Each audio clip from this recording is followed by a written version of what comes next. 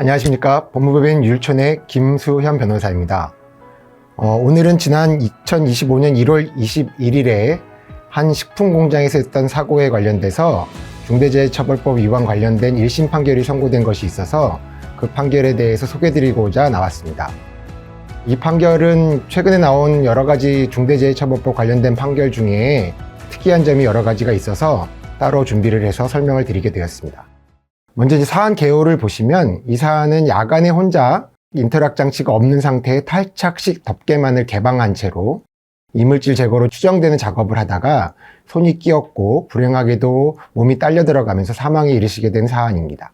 이 사건 1심 선고 결과를 종합적으로 살펴보면 먼저 대표이사이자 안전보건관리 책임자로 되어 있으신 분이 중처법 일부에 대해서 유죄 선고를 받으셨고 업무상 과실치사죄에 대해서 유죄 선고를 받으셨습니다. 중처법 일부라고 표현한 것은 나중에 말씀드리겠지만 중처법 중에 일부가 무죄 선고됐기 때문에 그렇습니다. 형량은 징역 1년에 집행유예 2년을 받으셨고 산업안전보건법상 치사 책임은 무죄가 선고되었습니다. 이 부분이 좀 특이한 부분이어서 따로 살펴보도록 하겠습니다. 그 다음엔 공장장이자 안전보건사무국장 경영지원 부분장을 경임하고 계신 분께서 업무상 과실치사죄에 대해서 유죄 선고를 받았고 금고 10월에 집행유예 2년을 선고받았습니다. 그 다음으로 안전보건팀장과 안전관리자, 그러니까 안전 쪽 라인을 맡으신 분들이 두 분 다 업무상 과실치사죄로 유죄 선고를 받으셨는데 안전보건팀장님은 금고 6월에 집행유예 2년, 안전관리자는 금고 4월에 집행유예 2년을 선고받으셨습니다. 법인은 양벌 규정이 적용돼서 벌금 1억 원이 선고된 사례입니다.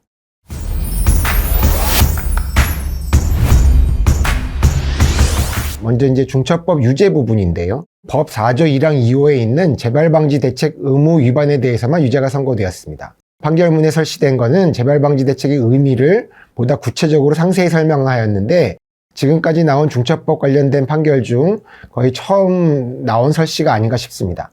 재발방지 대책이라는 것은 중처법이 시행된 이후에 재해가 난 것에 대해서 사후 조치를 어떻게 해야 되는지 관련된 것이다 라고 얘기하면서 동일 유사한 재해가 반복하여 발생했을 때 재해에 대한 조사, 분석, 현장 담당자와 전문가의 의견 수렴 이렇게 해서 대책을 마련하고 이를 제거하거나 통제하는 방안을 검토하는 종합적인 개선 대책 수립을 말하는 것이다 라고 해가지고 이 재발방지 대책이라는 것이 어느 하나의 행위를 의미하는 것이 아니라 조사를 분석하고 내용을 파악하고 이를 제거하거나 통제하는 방안 등 일련의 종합적인 개선 대책을 수립할 필요가 있다는 것을 명확히 한 첫 사례인 것으로 보입니다. 중처법 재발방지 대책이 유죄가 된 구체적인 근거를 살펴보면 최근 3년간 설비를 가동하는 중에 손투입 등 끼임 사고가 상당히 많았다. 이로 인해 동종 유사 사고에 대한 교육, 방어장치 설치, 적절한 근로인력 배치 등 종합적인 끼임 사고 재발방지 대책 수립 의무가 생긴다. 끼임 사고라는 것은 기계 기구의 위험성, 그러니까 기계 자체가 갖는 위험성, 아까 이 사례에서는 인터락이 없다던가, 그 다음에 구동기구들이 위험한 그 롤러가 움직이는 부분이라던가, 기계 기구의 자체의 위험성뿐만 아니라 근로자의 부주의한 행동이 복합적으로 적용하여 발생한다고 판시했습니다. 근로자의 부주의한 행동이 개입되는 것은 어떻게 보면 필연적인 것이다 라고 하기 때문에 근로자의 부주의한 행동이라는 휴먼 에러 부분, 근로자의 특이한 행동이라는 부분 자체만으로 의무가 발생하지 않거나 면책되지 않는다는 것을 분명히 했다는 것에 오히려 의미가 있는 것으로 보입니다. 그래서 그 다음에 보면 2인 1조 근무 등 실효성 있는 안전수칙을 마련해야 된다. 근로자의 안전의식 고취 교육 이런 것도 해야 된다. 그런데 이것만으로는 충분하지 않고 기계 기구가 갖는 위험성 감소를 위한 근본적인 조치가 더욱 중요하다. 그럼에도 불구하고 인터락 등 장치가 설치되지 않았다. 그럼에도 불구하고 이 현장에서는 위험성 평가표에서 사고가 난 혼합기가 아예 누락되어 있었기 때문에 위험성 평가 자체가 되어 있지 않았고 덮개를 덮지 않고도 작업해온 관행이 오랫동안 지속되었고 이를 알 수 있었음에도 불구하고 이에 대한 관리가 부실해서 위험성 자체를 인식하지 못한 지경에까지 이르렀기 때문에 재발방지 대책이 전혀 이행되지 않았다고 보았습니다. 앞서 말씀드린 것처럼 재발방지 대책의 의미라는 것이 종합적인 개선 대책이기 때문에 기계 기구에 대한 위험성 감소를 위한 근본적인 조치, 2인 1조 등 근무 인력, 근로자 안전의식 고치 이런 것들로 사고 내용에 따라서 보다 광범위한 재발방지 대책이 필요하다는 것을 분명히 한 것입니다. 앞서 말씀드린 것처럼 중처법 중에 일부가 이유무죄가 선고되었는데 무죄가 선고된 부분은 법 4조 1항 1호 부분인데 그중에 시행령으로 내려가면 관리 감독자에게 권한과 예산을 부여하고 의무를 이행하도록 하는 조치를 취해야 된다는 부분이 이행되지 않았다는 부분, 그러니까 시행령 4조 5호 부분에 대해서도 기소가 되었는데 이 부분에 대해서는 관리 감독자에게 권한과 예산을 부여하지 않았다는 증거가 없다. 그런데 구체적으로 그런 증거가 없다는 게 무슨 말인지에 대해서는 설명이 되어 있지 않습니다. 그러니까 증거가 전혀 없다는 취지로도 읽히고 거기에 대해서 구체적으로 판단할 필요가 없다는 걸로도 읽히는데 어쨌든 간에 판결에서는 관리 감독자에게 권한과 예산을 부여하지 않았다는 증거가 없다는 것으로 이 부분을 무죄를 선고했습니다. 그 다음 이유무죄 부분이 재밌는 부분인데요. 그게 결국 시행령 4조 7호와 8호 부분입니다. 이 시행령 4조 7호와 8호 부분은 모두 반기 1회 이상 점검 의무를 부과하고 있는 의무 규정입니다. 이 사안에서는 대표이사 취임 이후에 6개월이 되지 않았기 때문에 반기 의무 자체가 발생하지 않는다고 판시를 했습니다. 이게 무슨 말이냐면 1월부터 6월까지 상반기에 한 번, 7월부터 12월까지 하반기에 한 번 이렇게 이해하고 있었는데요. 이 판결에서는 그게 아니라 경영 책임자인 대표이사가 취임한 시점을 기준으로 하여 그때부터 6개월에 한 번, 또 6개월이 지나면 그 다음 6개월에 한 번을 해야 되는 의무처럼 설명을 하고 있습니다. 근데 이 사건에서 대표이사는 6월 17일에 그러니까 갑작스럽게 대표이사로 임명되었기 때문에 6월 20 며칠에 난 이 사고에 대해서 반기가 도래하지 않았다는 거죠. 그러니까 6월 17일에 임명되었으니까 12월 17일까지는 그런 의무를 이행하면 된다는 그런 취지입니다. 그래서 의무 발생 시점을 달력 기준이 아니라 재직 기준으로 판단된다라고 얘기하면서 무죄를 선고했습니다. 한편 각주를 통해서 그렇게 해석하지 않고 달력 기준으로 판단한다고 하더라도 이 사건 대표이사는 6월 17일 날 갑작스럽게 대표이사로 임명되었기 때문에 반기 의무를 6월 30일까지 이행하는 것을 기대하기 어렵다고 판단했습니다. 이 내용은 굉장히 논란이 많을 수가 있는데요. 극단적으로 그렇다면 어떤 공장에서 6개월이 되기 전에, 그러니까 달력 기준으로 1월부터 6월이 되기 전에 6월 달에 한번 대표이사를 교체한다. 그 반기 의무가 발생하지 않는다는 거고 12월이 되기 전에 11월에 또 교체한다. 그러면 이 회사는 계속해서 반기 의무가 발생하지 않는다는 의미로도 확장 해석할 수가 있기 때문에 과연 의무 발생 시점을 재직 기준으로 판단하는 것이 맞는가에 대해서 굉장히 논란이 될 수밖에 없을 것 같습니다. 더군다나 6월 17일 날 대표이사가 임명됐다는 것 때문에 6월 30일까지 의무를 이행한 걸 기대하기 어렵다고 한다면 반기 1회 의무를 이행하지 않아도 된다는 의미가 돼서 면책이 될 수 있는지 여부에 대해서는 굉장한 의문이 제기되고 있습니다. 또 한편 특이한 거는 결과적으로 위험성 평가가 전혀 되지 않았다고 판시를 했는데 그럼에도 불구하고 시행령 4조 3호에 있는 위험성 평가 관련된 부분은 전혀 언급이 없습니다. 아마도 검찰에서 이 사건을 기소할 때 4조 3호 부분을 기소하지 않았던 것으로 보이는데 여러 가지 의문이 남는 부분입니다. 위험성 평가가 되어 있지 않음에도 불구하고 위험성 평가 관련된 의무 이행 부분이 기소되지 않은 것이 과연 맞는지 현재로서의 판결문 내용만 봐서는 위험성 평가 관련된 부분이 기소가 되지 않았기 때문에 법원이 판단하지 않은 것으로 보입니다. 만약에 위험성 평가 부분이 기소가 되었다면 과연 위험성 평가가 자체가 이루어지지 않은 이 사안에서 이 부분이 무죄가 선고되었을지 여부는 상당한 의문이 있겠다고 하겠습니다.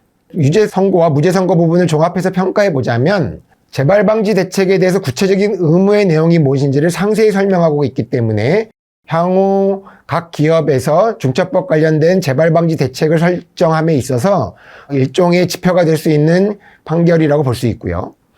판결 내용 중에 2단의 인과관계라고 우리가 흔히 얘기하는 중처법과 산업안전관계 법령, 사망 사이의 2단의 인과관계를 명시하여서 인정하고 있다는 점도 특이할 만한 점이라고 하겠습니다. 다음으로 위험성 평가가 누락되어 있는 점을 인정하면서도 위의 위험 요인 발굴과 개선 대책 의무에 관한 의무 이행 불이행에 대해서는 전혀 언급이 없는 부분이 특이하다고 할 것이고요. 위험성 자체를 인식하지 못했다고 판시하면서도 고의를 인정하고 있는 부분. 그러니까 위험하다는 걸 아예 몰랐는데 그게 위험하다는 걸 어떻게 고의를 인정해가지고 의무 이행을 하지 않았다고 판단할 수 있는지라는 법리적인 의문이 제기될 수 있는 여지가 있다는 것이 특성이라고 하겠습니다.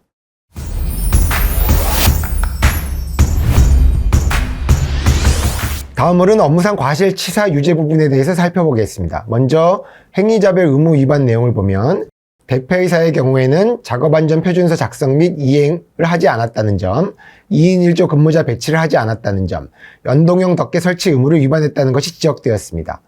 이 사안의 경우에는 업무상 과실치사에 대해서 일반적이고 포괄적인 의무를 인정해가지고 대표이사를 유죄로 판단했습니다. 공장장은 같은 내용이지만 그거보다 좀 더 구체적인 의무를 부과한다고 보고 거기에 대해서 의무 위반이 있다는 판시를 하게 되었습니다. 안전보건팀장 및 안전관리자의 경우는 공장장의 구체적인 의무를 보좌할 의무를 위반했다는 이유로 공장장과 같이 공범 형태로 기소가 되었고 유죄가 선고되었습니다. 의무 불이행 사실을 좀 더 구체적으로 살펴보면 작업안전표준서가 기계에 관련돼서 작성되지 않았기 때문에 근로자들이 어떻게 안전하게 작업해야 되는지를 알 수 없었다는 점, 위험성 평가에서 사고 났기가 누락되었다는 점, 그 다음에 연동형 덮개가 필요하다는 사실이 언급이 됐어야 되는데 필요가 없다는 식의 부실한 위험성 평가가 되어 있었고 그게 방치되었다는 점, 2인 1조 근무나 안전커버 장착 등의 필요성에 관련돼서 잠재 위험 발굴 카드라는 것을 작성했음에도 불구하고 실제적으로 이를 보완하는 조치는 이행되지 않았다는 점이 계속 언급되고 있습니다. 또한 산업안전공단 등 점검에서 연동형 덮개 설치 필요성을 지적했음에도 불구하고 사후 조치가 이루어지지 않았고 반면 방호장치가 모두 제대로 갖추어져 있다고 부실한 평가를 했다는 점이 또한 언급되고 있습니다. 다음으로 안전보건 경영 지침서상 작업안전표준서 관련된 내용이 그대로 이행되지 않았다는 점, 그 다음에 덮개를 덮지 않고 작업하는 것을 알았다고 볼만한 충분한 사정이 있다는 것, 업무상 과실로 지정되었습니다. 업무상 과실치사 부분에 대한 종합적인 평가를 해보면 행위자별 의무 위반 내용이 구체적으로 설치되어 있다는 것이 특이했고요. 특히 대표이사가 구체적인 작업 현장에서 발생한 사고에 대해서 일반적인 관리 책임을 부과하고 그에 대한 업무상 주의 의무가 있다는 것이 평가돼서 유죄로 선고된 것이 특색이 있다고 하겠습니다. 다음으로 공동의 목표와 의사에 의한 의무 위반을 인정했다고 하는 것인데 이 부분은 무엇이냐면 대표이사도 의무가 있고 공장장도 의무가 있고 안전조직도 의무가 있는데 그 각각의 그 개별 주체들이 갖는 의무는 같은 의무가 아니라는 것이죠. 앞에 말씀드린 것처럼 대표이사는 일반적인 의무, 공장장은 그보다 좀 구체적인 의무, 안전보건팀장 등은 보좌 의무가 있다는, 그러니까 의무의 내용이 다 다르지만 각각의 의무 위반이 사고를 방지해야 한다는 공동의 목표와 의사가 합치되는 경우라면 한꺼번에 공범 형태로 의무 위반이 인정될 수 있다는 법리를 명시적으로 확인해 준 것입니다. 업무상 과실에 있어서는 굉장히 논란이 많은 법리인데 이 부분에 대한 판시를 명시적으로 했다는 것은 의미 있는 판결로 볼 수 있습니다.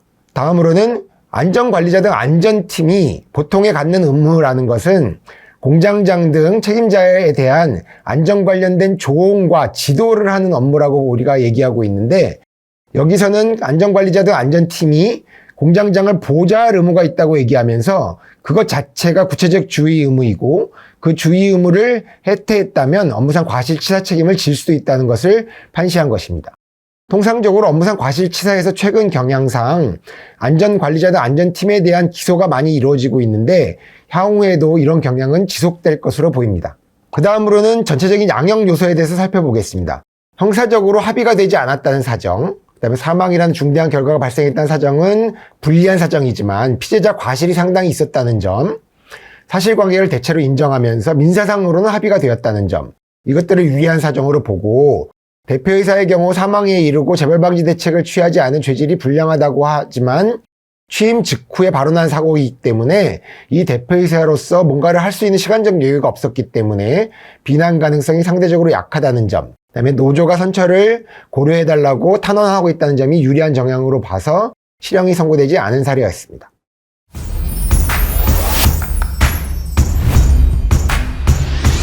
다음으로는 이 사건 판결에서 가장 특이한 부분이라고 할 수 있는 산업안전보건법상 치사책임에 대한 무죄 선고 부분입니다.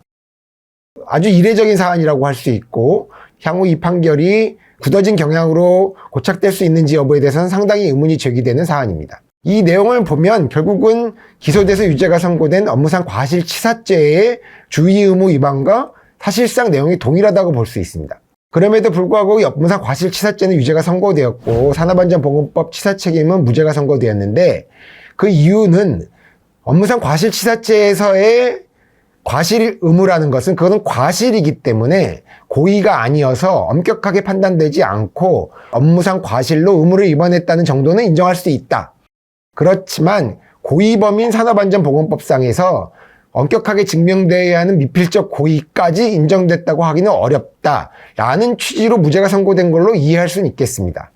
하지만 동일한 주의 의무를 갖고 있는 것으로 보이는 두 가지 사안에 대해서 하나는 유죄를 선고하고 하나는 무죄를 선고한 것이 논리적으로 가능하거나 바람직한 것인지, 향후 이러한 경향이 계속될지 여부에 대해서는 법리적으로 상당히 논란의 여지가 있는 것이 아닌가 싶습니다.